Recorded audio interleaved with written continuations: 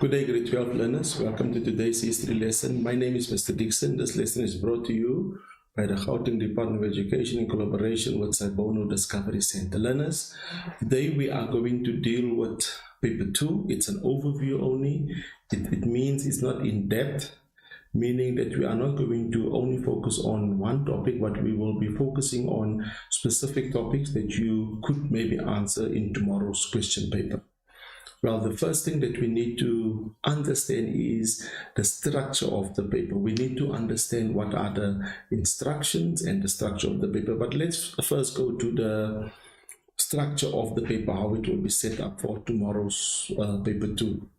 Remember, learners, that in paper 2, we have section A, we have section B. Section A is the source-based questions, which are 3 questions. Question 1 is the civil resistance in South Africa and the crisis of apartheid in the 1980s. It means the internal resistance in South Africa. That is question 1.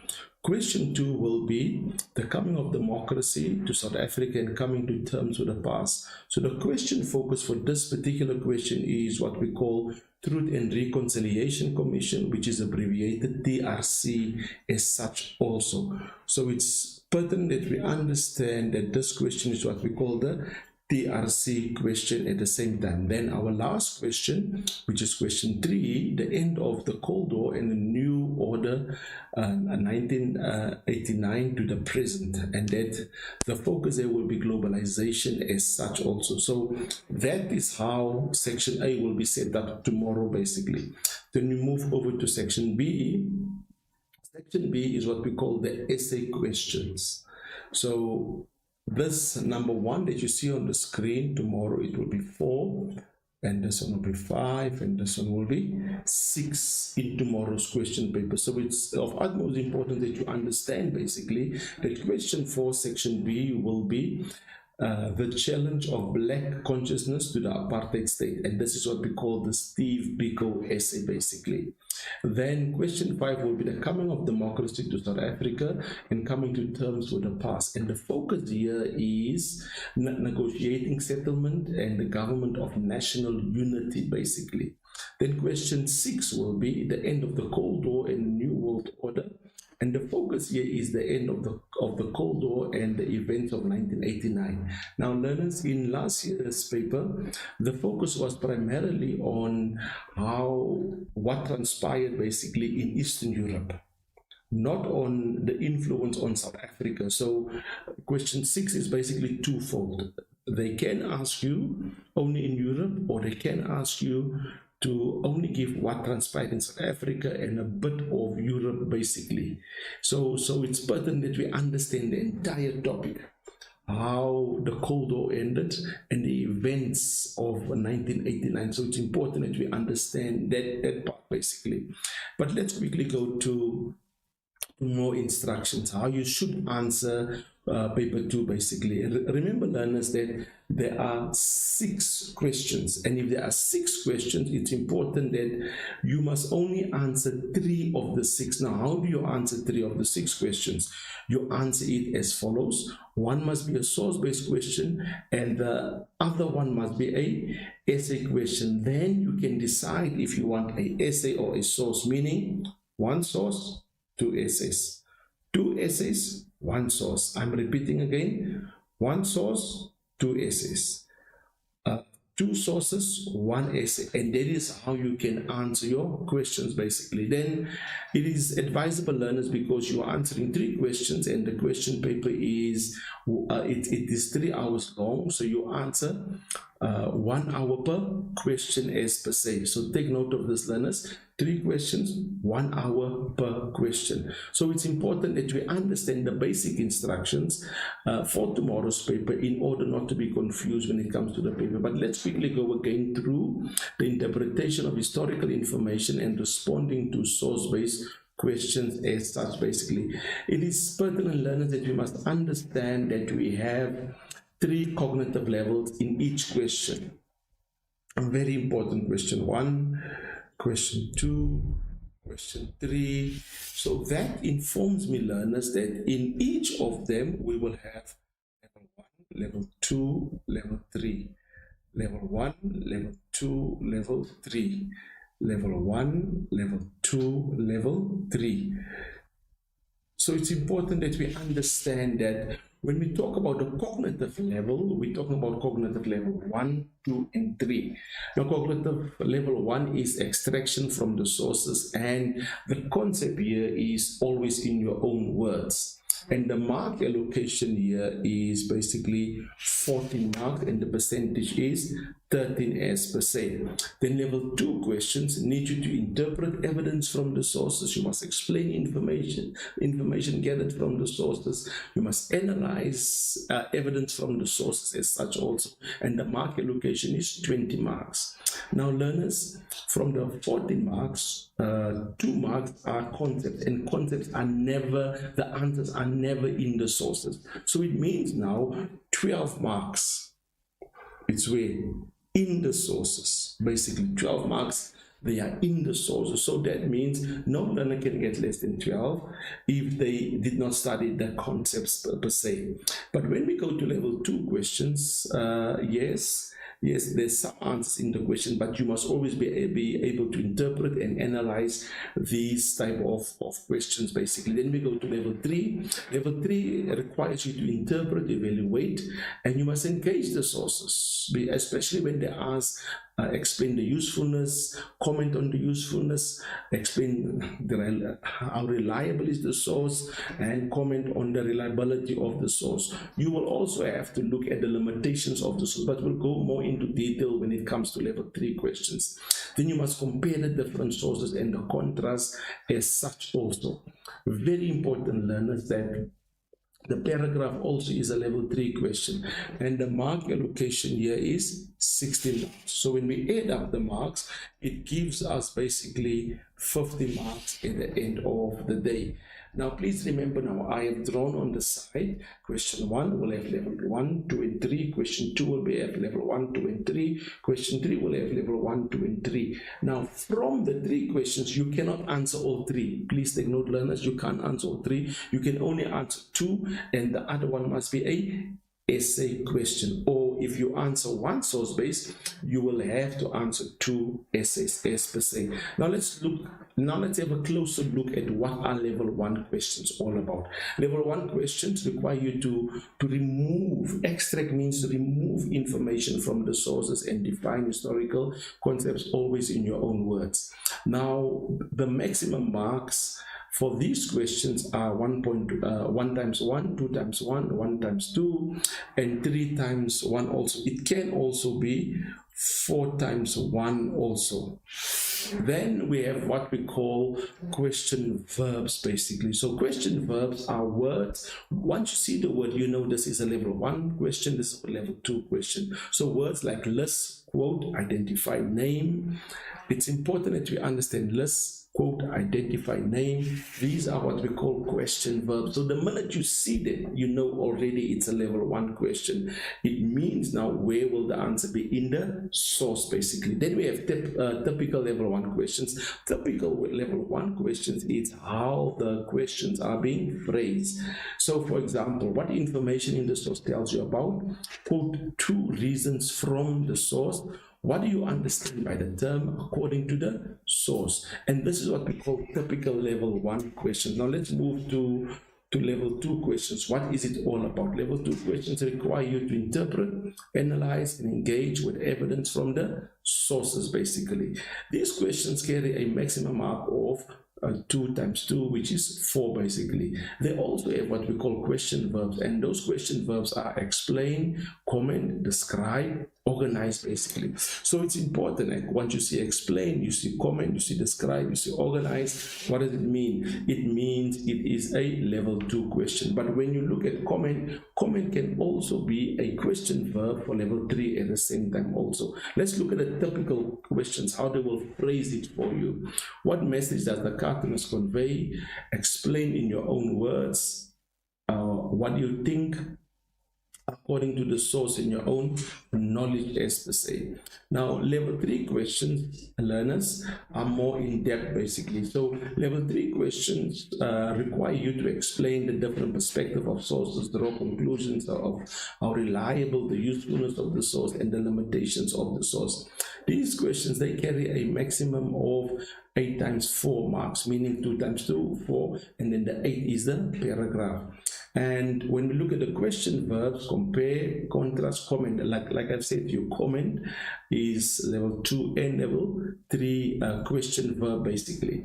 Then explain to what extent. Those are what we call question verbs. The ones in red are question verbs. The evidence in source 1A, compare the evidence in source 1A and B, comment on the usefulness, reliability, limitations, and this usefulness and reliability and limitations can be asked also and explained at the same time. Then we have the paragraph question, basically the mark allocation. Now it's pertinent that we understand, learners. We first read the question. After reading the question, we look at the mark allocation, because the mark allocation will guide us the amount of responses we must provide. If we look on the screen, we can see the number in front always informs us the amount of responses that is needed. So when we look at the amount of responses that is needed, it means the amount of answers that we need. Like the first one that you can see on the screen, the 1 is circled in red, so it says 1 times 2. It means you must provide 1 answer, and the bottom one says 2 times 2. It means you must provide 2 answers. Now when we look at the second number that is circled red at the bottom, it means that will be the amount of marks per answer. Now in this instance here, you must provide 2 responses, 2 answers basically. But take note, 1 will be 2 marks, other one will be 2 marks, and that gives you the 4 marks that you need at the end of the day. So the mark allocation is very important because it guides you how you should answer the particular question after reading the question at the same time. Now let's look at types of level 3 questions. We were looking at question verbs of level 3. Let's look at the type of level 3 questions. How do sources support each other? Compare, contrast questions, biasness of sources, reliability of sources, usefulness of sources, and limitations as per se. Now how do I answer support? Where they say compare the one source with the other source. Let's go to the slide. Very important. Support means similar. So it's important that you understand what is in A must be in B. It must be similar, or it must have something in common basically. Now what do? You go to source 1A and you find something in that source that supports or says or shows the same thing in source 1B. Now how do you answer? That's very important. That's how you write it down. Source 1A says they are violent, and this is supported by 1B, which says the people were aggressive. So violent, aggressive, same thing, end of the day. Then you must go back to 1A, back to 1B. So now let's go back to 1A.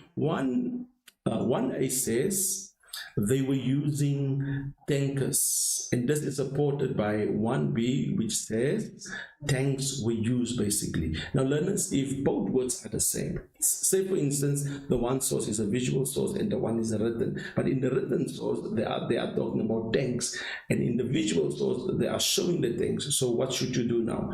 You must now go and say and use the word both sources informs us they will use tanks at the end of the day. So only when the words are the same you use the word both sources indicated unto us. Very important. This is how, but very important also, learners, you must go twice back to the 2 different sources in order to get your answer basically. Then contrast. What is contrast? Contrast means opposite.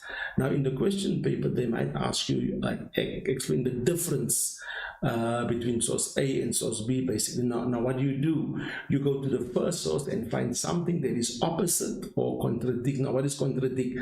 Opposite of the second source. In your answer, now how will you write it down? In your answer you will say the following. You will write the following. Source 1A says the people were happy, and this is contradicted by 1b, which says the people were fighting. So what are the contradictions here? Happy and fighting. Happy and fighting is not the same. Then you must go back to 1a. Now you say 1a says the people use cars, and this is contradicted by 1b, which says the people use planes. So what are the contradictions? Different modes of transport. So learners, it's pertinent that we go twice back, because remember now, this question is a 2 times 2 and it gives us 4 marks. So it's pertinent that you go back and you make sure that you go twice back and find what is contradicting each other. So when you look at support and contrast, you can clearly see the difference now between the two. Now let's go to how reliable is the source. There are 2 questions that we need to ask ourselves when it comes to how reliable is the source. Number 1, is the source accurate? Can the source be trusted? Very important. Is the source accurate? Can the source be trusted? Then, if your answer is yes for both of these questions, then the source is what we call a reliable source. Now, to find out the accurate answer, basically, and can it be trusted, you need to ask yourself the following, and this will be your answer. Who wrote the source? So now you go to the caption, because normally in the caption, it informs us who wrote the source. When was the source made? Now we talk about the date. So already when you found this answer, 2 marks, 2 marks. But now you must put it in a sentence. You can't just say the source was written by someone. No, you must say the source was written by John van Niekerk in 1986. So this is clear. Or now, who created it? Now you must inform us who created the source. Is the evidence in the source consistent with evidence from other sources? So when we talk about consistent, does it says in the other sources what is saying in this particular source? So it's important that we understand that part. When we look at usefulness, usefulness depends basically on the purpose of the source. What is the source being used for? Is it relevant to the investigation? And these are the type of questions that you should ask yourself in order to get the answer. Is it accurate? Remember now, if it's not accurate, it means the date is not there. So first of all, you look at the date. Does it mean what it says? Then can it be corroborated? It means, can it be corroborated with the other sources? Are the other sources saying the same thing that this source is informing us, basically? Who produced it and why? So when we look at usefulness and we look at reliability, it almost looks like we can answer it in the same way. But there's a thin line between the two, because you must know exactly what does it mean. What does the source mean? It means explain the source for us, basically. I'm not saying in reliability you must also explain what it means also in the source. Then let's go to limitations. These kind of questions point to the quality of the source. So you will be looking at things like, is the source biased? So if the source is biased, now you indicate the source is biased because it comes from one point of view. Now you must name the source is biased because it only comes from the UDF and it does not give us the apartheid government's viewpoint. So that already is 2 marks.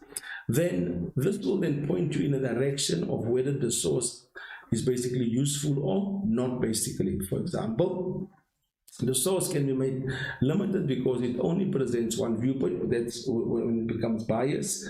It may also be limited because the source is not accurate or consistent with other sources. When we talk about accurate, there's no date, for instance. So meaning the source is just floating in the air because it's not accurate. If there's now, you indicate there's no date, and it means the source is not accurate, basically, and it cannot be trusted at the same. And that is what we call the limitations. If there's no date, if there's no order, if it comes from one point of view, then we say the source is limited, as per se. Now let's go to the paragraph question. The paragraph question is worth 80 marks. They use a holistic analytical rubric to mark it. The question is phrased so that it can be a level 3 question. For example, this is how they start these type of questions. Explain the role, impact, causes, effects, or significance of a particular historical event. The paragraph question always relates back to the key question. Now take note, on top of the question, basically, there are words in bold. And the words in bold it is basically the key question. So the key question is the paragraph question. So I'm repeating myself because I've done this numerous times already. So when you are doing 1A, what must you do? You have read the key question already. So now you underline what's answering the key question. You go to B, 1B, same story. Underline what's answering the key question. C, same story. You underline what's answering the key question. D, same thing. So once you get to the paragraph, now you have saved time because now you have more or less an answer, but you cannot copy paste that answer. You copy paste that answer, learners, automatically you will get 0. For instance, if you give us a bullet, in bullet form answers in the paragraph, you will just get 2 marks and not more than that, basically. But it's pertinent that we understand, learners, that we know that the key question is our paragraph question, and we do not copy paste, we paraphrase. It means we remove the main idea and we add in front and we add at the back of that particular main idea at the end of the day. So learners, what we did now is we just went through how you should answer your source-based questions. So now let's move over to how you should answer your essay questions, basically. But before we do that, let us go into the content of question 1 first, and then after that we will be dealing with the different types of paragraphs as per se. Now, very important, learners, that question 1 tomorrow is section A. In section A will be about internal resistance to apartheid in the 1980s. Now, the first bullet speaks to us and it says the government attempts to reform apartheid in 1982, which is called the 1982 Urban Bantu Authorities Act and the tricameral system. Now, all you do is you see this on the screen. It is important that Botha said that he is going to transform apartheid as in South Africa. It means apartheid was about to move out of the country. It was about to change. And this is why Botha now came with the reforms, because he was trying to change apartheid, basically. Then the first act that he introduced was called the 1982 Urban Bantu Authorities Act, basically. The other name that they also named it was the 1982 Black Local Authorities Act, but Urban Bantu Authorities Act is what you need to know. Then thereafter they introduced it. Now let me just talk about the 1982 Urban Bantu Authorities Act. They introduced different things, but let me focus on 2 only. They introduced what we call today councillors. So yes, in the townships, the people had to vote for their councillors, and this was only introduced in 1982. But the black people could not vote nationally. The colored people could not vote nationally, but they were allowed. Indians, coloreds, and black people were allowed to vote in their townships only for their councillors, but they could not vote provincially and nationally as per se. Then after that, in 1983, they introduced what we call the tricameral system, basically.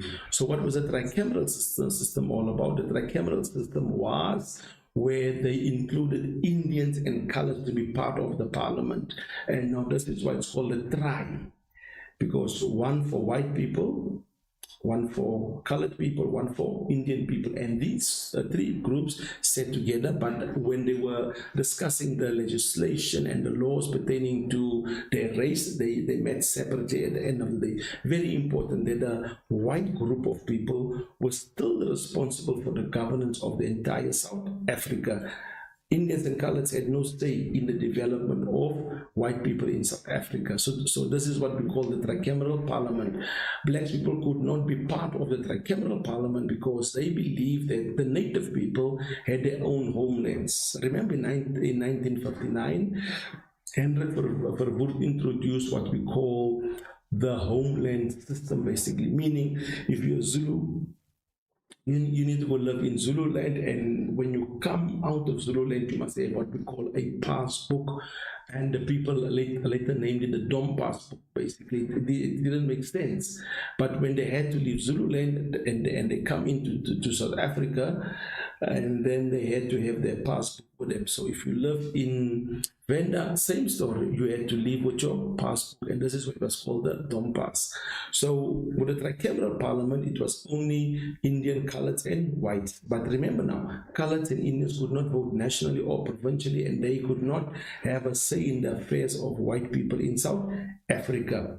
Then what happened is there was now internal resistance against Botha's reforms. Because why?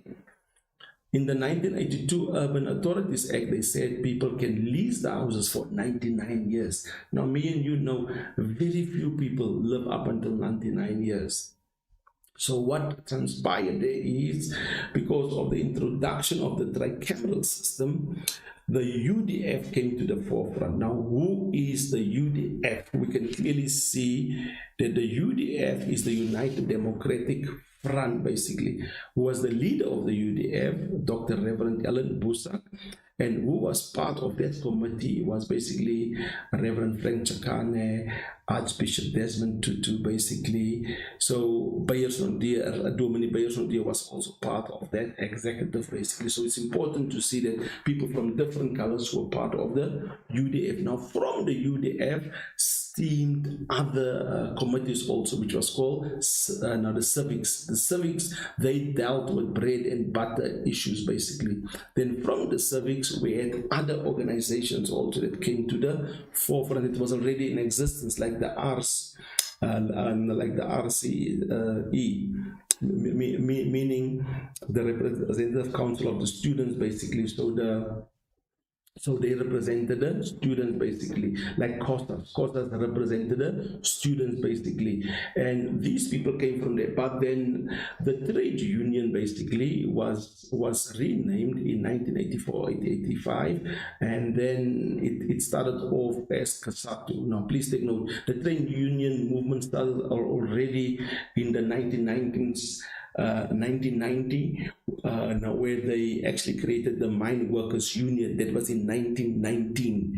Then 1973, the trade union movement started to escalate, and then they were first called FUTA, and then in 1984-85, and then they were basically called COSATU, and the leader at that time was our current president, Cyril Ramaphosa. So you became the first leader of COSATU. Now remember now, COSATU used to, and is still the mother body of all the unions, basically. So they go about and organize. So the UDF and COSATU, they began to work in conjunction, and they had lots of stayaways, they had lots of strikes happening. And during that time, the government actually had stricter rules and measures against the system of terrorism, basically, in South Africa, basically. Now take note, learners, that Steve Biko died in 1977. The ANC, the PAC, those guys are in exile, but they still had people working on the ground for them, basically. 1977, all the related activities to black consciousness was banned, basically. But what's important here is we must understand the UDF was created because of the implementation of the tricameral system. The civics came from the UDF, basically. Then in 1988, take note, in 1988, the UDF was banned. Then there were other organizations also before 1988 it was functioning, and it was the End Conscription Campaign and the Black Sachets also. Now the End Conscription Campaign was predominantly only white males, basically. The Black Sachet was white women with a black sachet around them, basically. So very important that not only did colored people fight for a free democratic South Africa, but the entire South Africa, from every race, every creed, was fighting against the system of apartheid, basically. Then the black session, they would actually protest in a system called satyagraha. It means in a passive resistance, where they were not violent and they were not aggressive. And the black session people always assisted people pertaining to when their family members were in prison and they wanted to release them, basically. And that's where the black session came in. So the end conscription meant that white people must not be sent to the army anymore. Now, how did the conscription work? The conscription worked basically This time, the department went to the school, delivered the letters. Next year, you must report at your base. So the end conscription must end that type of way of pushing people into the army, basically. Now, learners, very important. So 1988, the UDF was banned, end conscription campaign was banned, black session was banned, the civics COSATU was banned. Then they started what we call the mass democratic movement. So all they did is change the name from UDF to Mass Democratic Movement, same leadership. So it's important that we understand. Now let's look quickly, let's have a much more closer look at the tricameral system, basically. So the National Party believed there's a total onslaught of what? Communism on South Africa, because Namibia was part of South Africa. It was a province of South Africa before 1989. Angola received the independence in 1975 from the Portuguese. The MPLA, they took charge and they wanted to be the ruling party, but they had opposition from FNLA and UNITA. Now FNLA was due. MPLA, they were communists. It was a communist political party under the leadership of Augusto Neto. So when they received the independence, basically, Leonard, it's important that I explain this to you so that you can understand the total onslaught. So the MPLA, they became communists. The UNITA, they were capitalists, and FNLA, they were split between the communists and the capitalists as per se. Then what transpired, learners, is that very important. So Namibia is at the bottom of Angola. Then you find South Africa here. But Angola was a province of South Africa. So if Angola becomes a fully fledged, take note, communist country, what would happen is Namibia, which was a province of South Africa, would also become a communist country, and South Africa would lose that country. And for that reason, they said South Africa is on a total onslaught from communism. So Botha introduced what we call total strategies. 1982, Urban Bantu Authorities Act. Then 1983, he implemented a tricameral system. Now, very important, the nice triangle that explains what is a tricameral system: House of Delegates, they were for Indians; House of Representatives were for coloreds; and House of Assembly for whites. Now, blacks were excluded. Now, there are various reasons why they were excluded, because, like I earlier mentioned, they had their own homelands. So it means blacks had to go and practice their political right in their own homeland, like Zululand, Venda, Ciskei, Transkei. But then also, if blacks were included, they would outvote the white people because they were in the majority as per se, basically. Now, let's quickly go through the source base, and the source base will just guide us how we should answer certain questions. Now, source 1B, the photograph below appeared in the Observation Post, South African Military History publication on 3rd October 2015. It depicts members of the Black Session in support of the Mass Democratic Movement, MDM, defiance campaign with anti-apartheid placards in Cape Town in August 1989. So we can see the different placards. The banner states the defiance is the right to peaceful protest. Then we see on my left, your right, one person, one vote, abolish apartheid legislation, let's learn from history, free the press to tell the truth, don't jail objectors, conscripts need alternatives, unban restriction, take note, it says unban restricted organizations, basically. Now those are the placards from the Black Session women, basically. Then let's go to the answer, and we'll go to the question after. Let's go to the question and we go to the answer afterwards. 1.2.1. Comment on the importance of the words on the banner. Comment on the importance of the words on the banner. Defiance is the right to peaceful protest in the context of the Black Sessions strategies to resist apartheid legislation. 2 times 2. Let's look at the answers. They highlight defiance as a common strategy applied also by other internal resistance movements, basically. Number 2, second answer. So here you received 2 marks already.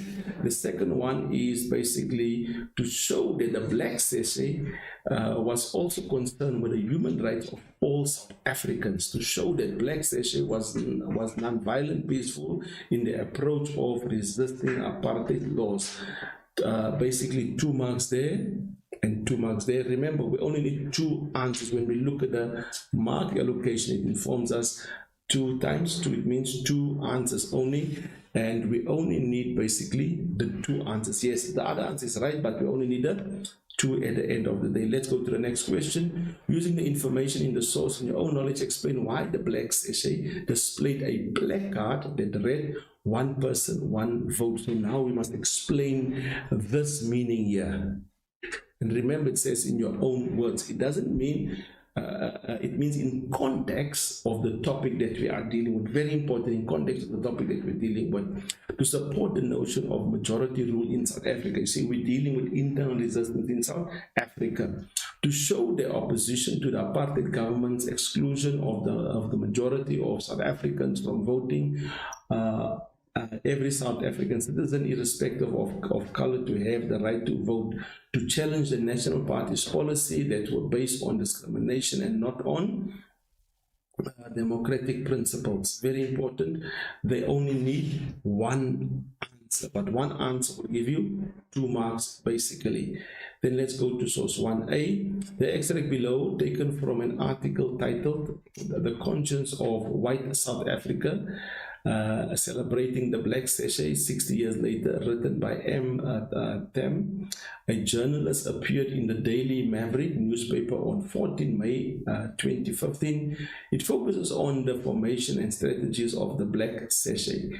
The Black Session, I'm reading the source for you now. The Black Session started on 19 May 1955, over a cup of tea by 6 middle-class white women, outraged, angered by the then government attempts at reforming colored citizens from the voters' roll. The Black Session developed into a powerful force for protest and change that served as a visible push to the conscience of those who implemented and benefited from an unjust system. Jane Sinclair, Ruth Foley, Elizabeth McLaren, Tertia Pybus, and Jane Bosasa and Helen Newton Thompson launched the Women's Defiance of the Constitution League. The organization held a conference in Port Elizabeth. Strategies employed by this silent sisterhood included black stashing, or the wearing of a black stash, during silent protests from the public gallery in Parliament. The withering stares, side eye of the woman no doubt served to unsettle ministers in the ruling National Party regime, who detested this group of apparently well-dressed, gentile, well-mannered, and mostly English-speaking white women who used their position to challenge them. In the 1980s, the various advice office of the Black Session ran across the country, and staffed by volunteers became crucial points of resistance for the black majority in terms of challenging apartheid legislation. Mass arrests, access to information, and sometimes simply to enable the provision of food and other emergencies. The advice office offered free service also with regard to issues of employment, housing, pension, and access to health. The Black Session were also an invaluable, a helpful source of information for newspapers operating in difficult circumstances, with constant harassment by the state, bringing vital, important news to the attention of journalists. Let's go to the questions quickly. We see source 1B again. Let's go to the question now. It's a question. We're comparing source 1A with 1B. Refers to sources 1A and 1B. Explain how the information in sources 1A, 1B supports the evidence in 1B regarding the strategies used by the Black Session against the apartheid legislation 2 times 2. Now let's look at the answers first. Source 1 it states that the Black Session was an organization of white women that developed into a powerful anti-apartheid force, and source 1b depicts protesting white women displaying anti-apartheid demands. Now remember, I spoke about both sources. So here it says both sources make reference to the fact that Black Session was an anti-apartheid organization. Very important that we understand that part. Both sources refer to Black Session as a form of protest. Source 1a refers to silent protest as a symbol of their resistance to apartheid, and source 1b shows women silently protesting apartheid. Both sources refer to Black Session engaging in silent protest. Source 1a refers to the Black Session's volunteers, supporters, and the staffing advice office, and 1b shows volunteers supporting protests in Cape Town. So 1a refers to Black Session's withering stares and Gentile manner, and source 1b shows women protesting with stares and any other relevant response. So there we can see, learners, this is what we call a compare, because the question says explain how the information 1b supports. So once you see supports, learners, you must go back twice. We can clearly see that they went back twice, and when the words were the same, basically like anti-apartheid, and then we use the word both at the same time also. Now learners, let's go to question 2. Remember, we're still dealing with the source-based part, so we'll do question 2. When we do, when we're done with question 2, we will go for a small break, and then we start with the essay question. But let's continue with question 2. What about the TRC? Remember, now, TRC is the Truth and Reconciliation Commission. It was like a court-like body assembled in South Africa after the end of 1994, basically, under the leadership of Archbishop Desmond Tutu and Alex Bowden as his assistant. What was the aim? The aim was to investigate atrocities of the past from, take note, learners, from 1960 to 1994, basically. So it was basically just to look at the atrocities that was committed. So when they say atrocities, crimes that were committed. So anybody who felt they had been the victim of violence could come forward and be heard at the TRC. Very important. Now, 7,000 applicants were sent to the TRC to be heard. But take note, the crime now here, in order for you to pass, to move to the next level, it must be politically motivated, and you must be able to tell the truth, and then you receive amnesty. But at this stage, when they submitted the 7,000, they had to look if the crime was politically motivated. Then the perpetrators of violence could also give public testimony, basically, and to receive, and then there was a request to receive amnesty from prosecution. Now, very important that we understand that the Truth and Reconciliation Commission had 3 committees. It was basically, the first one was the Human Rights Committee, which heard the 7,000, and if they screened it, and then it was scaled down basically to just under 3,000 basically. Then from the 3,000, 1,700 received amnesty only. Now that means 1,700 from the 800 applicants that were approved to be heard by the TRC, only 1,700 received amnesty. So in order to receive amnesty, it's important that we understand. So amnesty meant you were pardoned from prosecution. What does it mean? It means you cannot be tried in a civil court, basically. It means you receive official pardon. So when you receive official pardon, it means from the president himself, basically. Why the president himself? Because it was the president then, Nelson Mandela, that asked the Truth and Reconciliation Committee to be established at that point in time, and because of him introducing this, he gave what we call amnesty, basically. But take note, so it was the Human Rights Committee which set up the trial, and then after hearing that, then they moved to the amnesty committee. After the amnesty committee, then they went basically to the rehabilitation. Now, in the rehabilitation committee, they receive money in the, if you were the victim, you receive money in the sum of 30,000. If you were the perpetrator, you receive counseling, and you had to find your way how you can reconcile with that particular victim or his family as per se. So the TRC was a crucial component of the transition from apartheid into a free democratic South Africa.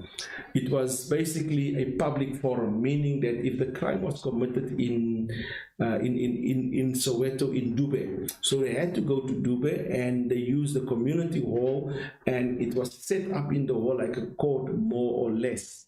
Then what transpired there is the victim would be speaking if he was alive, or his family would be speaking. Then the perpetrator would also speak basically, and afterwards they would see, would this person receive amnesty. But to speak amnesty, the crime must be politically motivated, and you must tell the truth basically. So that is basically in a nutshell what the TRC is all about. So sometimes what happens with the TRC question 2 is they ask maybe on Dr.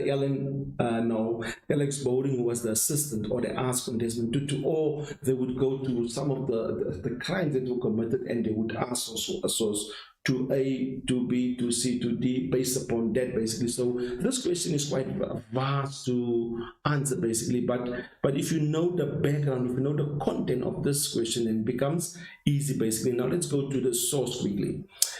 Source 2B, the extract below is from the TRC hearing on human rights violation of Mapetla Mohapi held on 15 April 1996.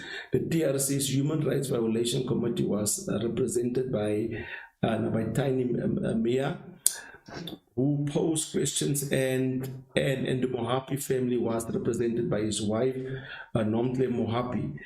It highlights the reasons why Nomtle Mohapi requested the TRC to investigate how Mapetla Mohapi died after having previously opened a civil case that went up to the Supreme Court in 1979 basically, but was unsuccessful. Now let's go to the source. Ms. Maya, we see you before the Truth Commission this morning, Ms. Nomtle Mohapi. Can you please tell us why you are here just before we start our proceedings? Ms. Mohapi, as I've already mentioned, I was never happy in the 20 years about the matter of Mapetla. But now, even now, I'm sure that he was never killed in any other way. After hearing about the TRC, I told myself I want to come and give evidence about the hurt that I felt. I want to tell the commission so that they can assist me in finding out what happened to him, because he never killed himself. Ms. Maya, what did they say was the reason for his suicide? Ms. Mohapi, the letters which were available during the inquest, there was there was one amongst them of which it was said to be the suicide letter. The writing was very exclusive, different, and it did not belong to Mapetla. But this one was also written on toilet paper, as my husband previously did write. And the experts who looked at the writing confirmed that the writing in the suicide note is very exclusive. They tried their best and tried to make a good scrutiny investigation. We waited for the response basically. Let's continue with the source. So I'm going to read the source again. Ms. Maya, what was the inquest? Ms. Mohapi, we were surprised about the inquest that still nobody was accused about this. There was a civil court at Grahamstown. These also went on in Grahamstown, and there was a policeman who took out some letters to give testimony about the crime, and he confirmed that this man Mohapi would never take his own life.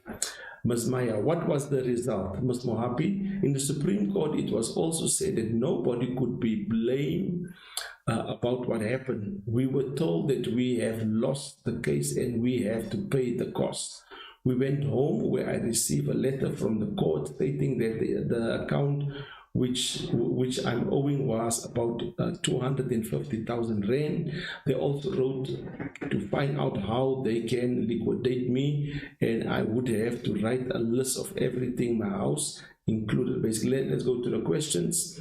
Identify 3 reasons in the source why Ms. Mohapi attended the TRC Human Rights Violation hearing on 15 April 1996. If you look at the mark allocation, it says 3 times 1. It means you must provide 3 answers, and this is a level 1 question. Take note, remember now, identify question verbs. Question verbs, learners, remember, that tells me it's a level 1 question as per se. Let's look at the question 2.2.1, extraction of evidence from source. 2b, it says, I was never happy in the 20 years about the matter of Mapetla. To come and give evidence about the hurt that I felt, to tell the commission so that they can assist me in finding out what happened to him because he never killed himself. Now let's go to the next question. 2.2.2, define the term inquest in your own words. Remember, in your own words, basically, a formal official investigation to a certain fact relating to an undesirable incident, basically. There's no relation to the topic that we're dealing with. Then 2.2.3, comment on the implication of the statement. There was a policeman who confirmed that this man, Mohapi, would take his life. In the context of Mapetla Mohapi's death, mark allocation 1 times 2, 2 marks. Let's go to the answers. There was no convincing evidence to prove that Mapetla Mohapi killed himself. Someone must have killed him. The alleged suicide note was a fabrication. Basically, any other relevant responses, mark allocations, we need 1 answer, and that answer will get 2 marks. 2.2.4, explain why Nomtle Mohapi was surprised at losing the case in the Supreme Court of Law, basically. Let's go to the answer. The answer is as follows. Remember, 1 answer, but there are basically 4 answers because of the testimony given by the policeman that Mohapi would not have taken his own life. Letters were produced as evidence that Mohapi would not have taken his own life. She expected the Supreme Court to act on the evidence provided. The evidence provided by experts indicated that the suicide letter was not written in his own handwriting. And this is why she was questioning it, basically. Let's go to the next question. 2.2.5, explain why historian would regard this source as reliable when researching how the TRC dealt with Mohapi's case. 2.2. Give us 4. Remember now, learners, I said if we say there's a date, we cannot just write it's a date. The answer must be as follows. It says it's an extract from an interview conducted at the TRC Human Rights Violation Committee hearing on 15 April 1996. So there we have the date, we have where it's from, basically, because it says explain how reliable is the source. So let's go to the next answer. So this will receive 2 marks, basically. Then it was published in the official TRC report, volume 3, 1998. Ms. Mohapi is retelling her personal experience of the events following her husband and any other relevant responses, 2 times 2, basically. So let's move over, learners, to the essay part. But before we go to the essay part, let's go on a break. And on our return, we will be dealing with the essay. Thank you, learners.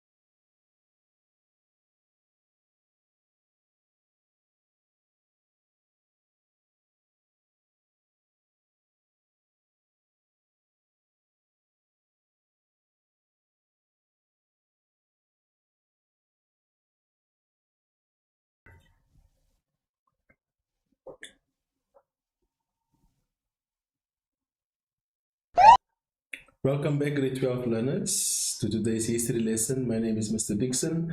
This lesson is brought to you by the Gauteng Department of Education in collaboration with Sabono Discovery Center. Learners, our first session, we basically dealt with the source-based part of the questions, how you should answer source-based questions.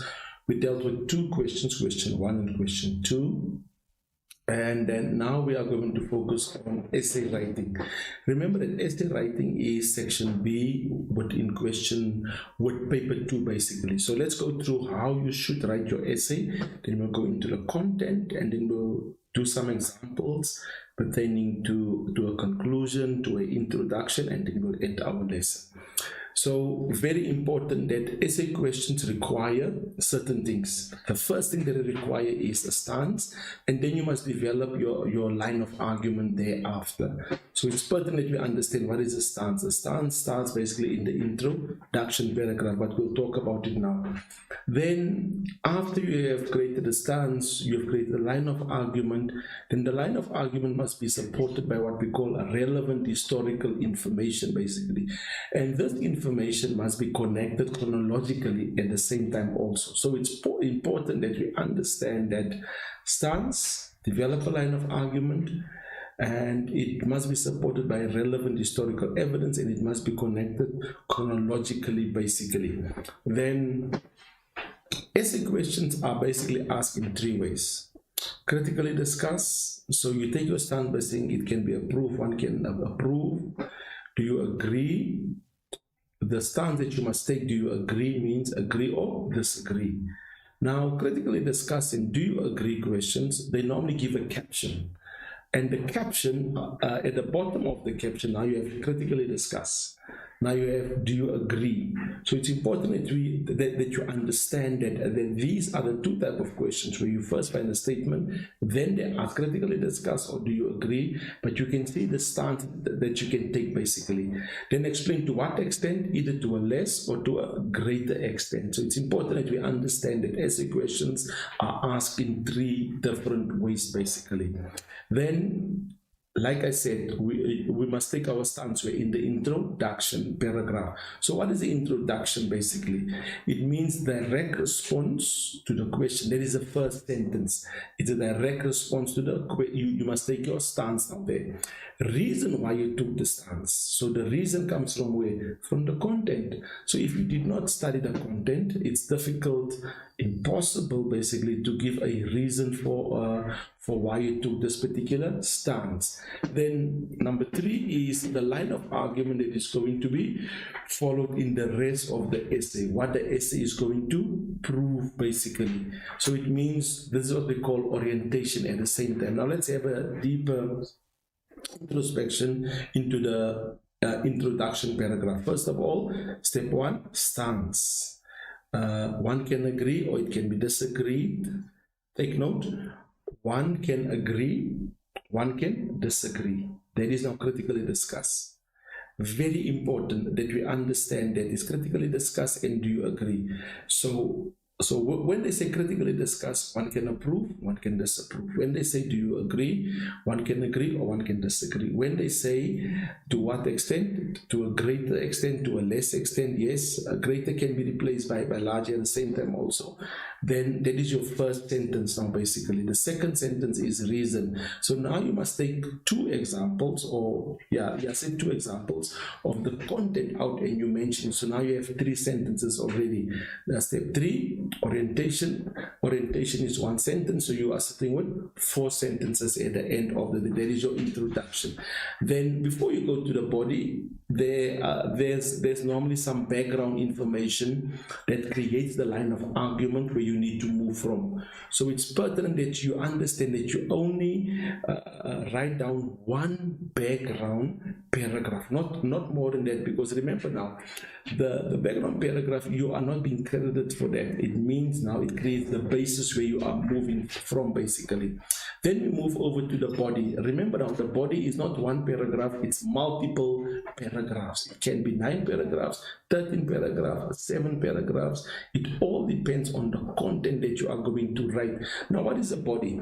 The body contains all the relevant factual material, or what we should say content, and should be explicitly linked to the line of argument. Now remember, now all paragraphs in the body will not be answering the question being posed. It means there won't be any line of argument because it's not answering the question being posed basically, or the stance that you took in the introduction. Then the paragraph should be well structured in a chronological and coherent manner, and it must have the relevant information in the different paragraphs. Now take note, when we create the Peel method, basically the Peel method talks about, the P talks about the point, your opening statement that you're making in the paragraph. You must explain that in the paragraph, next sentence. You must provide evidence or examples, and then you link it back. Now, very important that you understand that you link it back to the top, or to the introduction, or you link it back basically. So it's pertinent that we understand when it comes to the Peel method. So the Peel method is introduced where the paragraph answers the question being posed as such. Now let's go to question 4 quickly. Now before we go to question 4, remember we spoke about introduction, we spoke about the background paragraph, we spoke about the body that is not one paragraph but multiple paragraphs. Then there's a conclusion also, but we'll explain in detail now what the conclusion is all about basically. So let's go to question 4. Let's deal with some content, and then after the content, then we'll go to the examples basically. So question 4, the nature and the aim of Black consciousness. So it's pertinent, learners, that we understand the nature and the aim. What was the nature and the aim of Black? First of all, there was the political vacuum. Why political vacuum? Because the PAC and ANC that was fighting against the system of apartheid were either under house arrest, in prison, or in exile, basically, meaning they were inactive basically at the end of the day.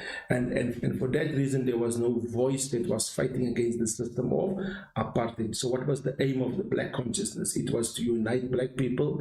It was to create a sense of superiority and not inferiority within them. It was basically to uplift Black people from the doldrums basically. Then now the role of Steve Biko came in basically with his wording that he used basically. So now we emphasize that Steve Biko attended the University in Natal. He was part of NUSAS, and being part of NUSAS basically, he was starting to become a doctor, but he was also a writer at the same time. He was writing things like, it's time for the Black man not to stay on the touchline but to be part of the game. He was writing things such as the most potent weapon is the hand of the oppressor, the mind of the oppressed in the hand of the oppressor. So it's important that we understand that type of writing of Steve Biko. Then we continue, we say NUSAS were not acquainted with the conditions that Black people faced when they left university. So Steve Biko started CESO basically. So basically what transpired now is that Steve Biko believed, and he was inspired also. So now we mention also that Steve Biko was inspired by Marcus Garvey, Malcolm X, the Black Power movement basically in the United States. And that in itself now, Steve Biko believed that Indians and coloreds are also classified as Black because they were also oppressed. So coloreds and Indians were part of the Black conscious movement as per se. And then we move over to Steve Biko starting the Black conscious movement under the leadership of CESO basically. Now take note, Black conscious movement, it's a movement, it's an ideology. It is not an organization or political parties, it is a movement basically. Then Steve Biko, after starting CESO, now CESO was used to conscientize people at other universities also. Steve Biko was arrested, and he was placed under house arrest. And as he was under house arrest, he escaped, went to Cape Town, came back from Cape Town, he was arrested, and he was sent to Port Elizabeth. Then in Port Elizabeth, we will get to that now, what transpired there. But important, let us just pause. He was arrested under house arrest. Then he started what we call community projects. Then it's basically BCM projects basically.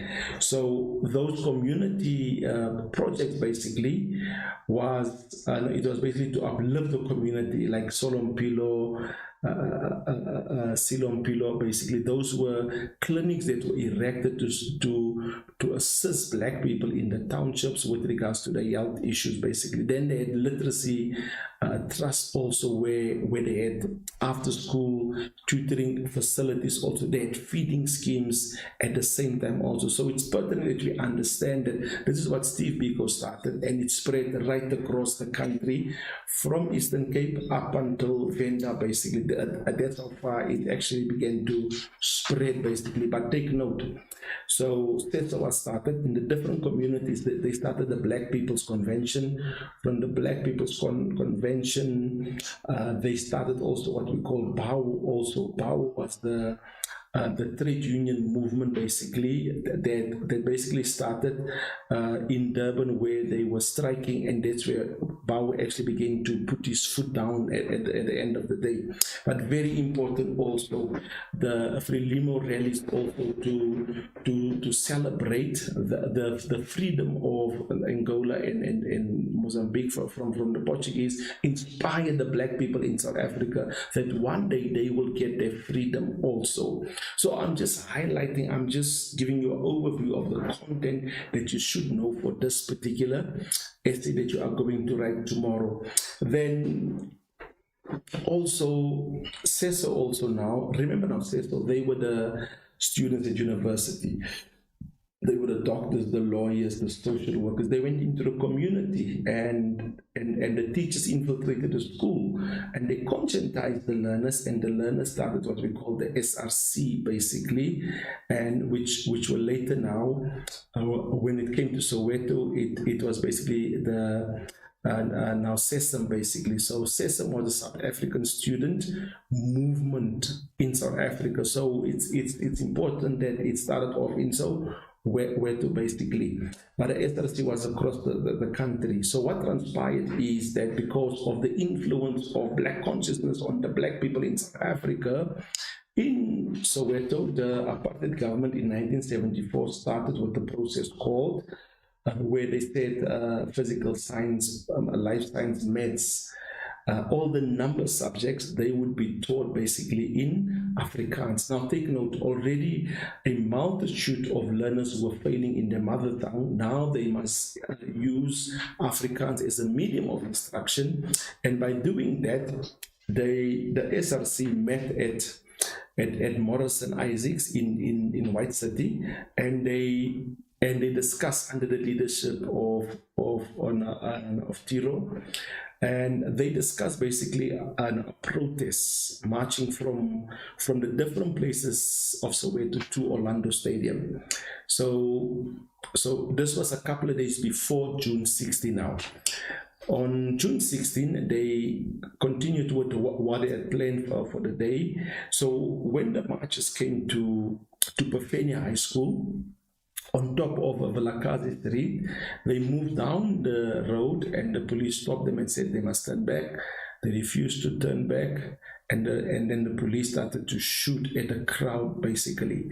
Now take note, Hector Peterson was not the first person that was shot. He was one of the first people. Other people were shot before him, but he was one of the first people that died on the scene basically. Then he was basically carried by Hastings, and his sister and Hector Peterson's sister Antoinette was next to Hastings in Glovo basically. And because of the Soweto uprising, the country was in unrest because now the violence spread to the rest of the country. Schools were closed for the entire, from June up until the end of the year. Schools were closed for 1976. They had to resume school the following year in the same grade. So if you were in grade 8, 1976, 1977, you had to resume grade 8 again basically. Then there is now clearly a sign of the of the influence of the black conscious movement within South African black people. So the spirit of BCM continued to live on basically, because that now, after Steve Biko was arrested, went to Port Elizabeth, he was beaten up, and after beaten up, he was unconscious. They drove him to Pretoria, arrived in Pretoria, announced death, and dead on arrival. The minister indicated that he died because of hunger strike, but later Helen Ziller and a newspaper crew discovered that he died because of brain damage, basically, at the end of the day. But the legacy of the black consciousness continued to live on, basically, after the death of Steve Biko, which resulted now in what we call the UDF.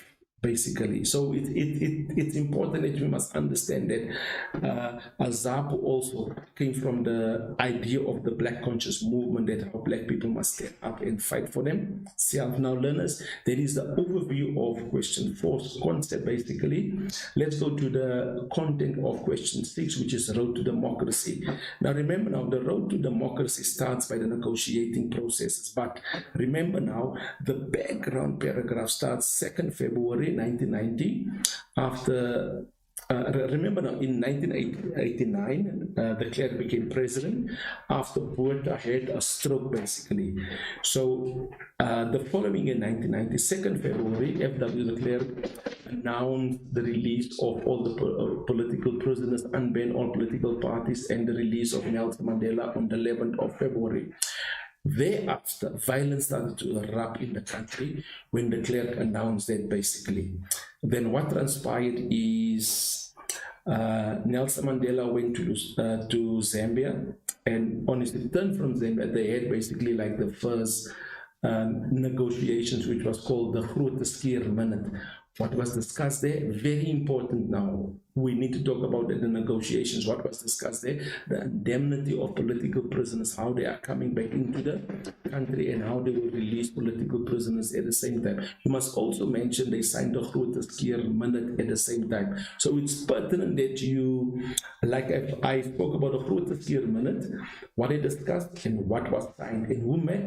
The ANC and National Party met under the leadership, ANC leadership, Nelson Mandela, leadership, F.W. de Klerk, but they were not the only two. There were multiple people that was talking and having discussions. Then after that, the violence in Sebokeng continued. So you mentioned how many people died, how many people were injured. Then take note, Grote Skeer was in May 1990, August. They met again in 1990 in Pretoria. They signed the Pretoria Minute. What was discussed, the ANC, they will be stopping is where the National Party will stop the state of emergency in the townships. And what was signed, the Pretoria Minute. Then thereafter, violence still continued to disrupt the negotiating process, but they continued in December 1990. They met in Kempton Park at the World Trade Center, and then 19 political organizations met to discuss what a new constitution for a democratic South Africa. They came to the conclusion that they will create a part-time constitution, and they signed what we call the Declaration of Intent. They broke up in working group committees to continue the way forward. There was friction amongst the white people in the country. The ANC, the National Party lost elections by the Conservative Party, and de Klerk actually asked for a referendum. And the question was, must I continue with the negotiating process? 68% of the white people voted yes. It meant that de Klerk must continue with the negotiating process in South Africa. Then after that, they met in May 1991 in Kempton Park again.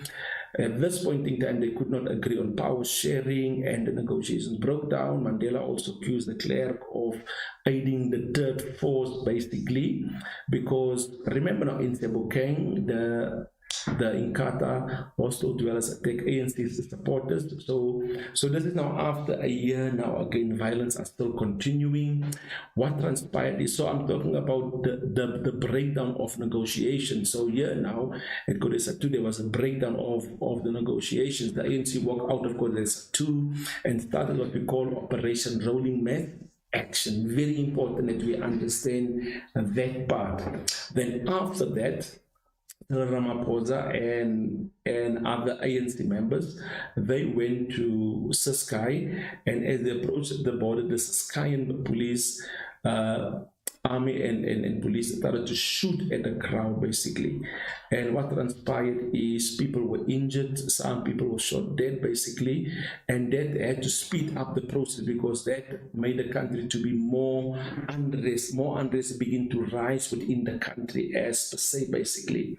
Then Cyril Ramaphosa and Ruth Meyer met in secret, and when they met in secret they came to the agreement of record of understanding, but it was not signed. Then only later it was signed by Nelson Mandela and F.W. de Klerk.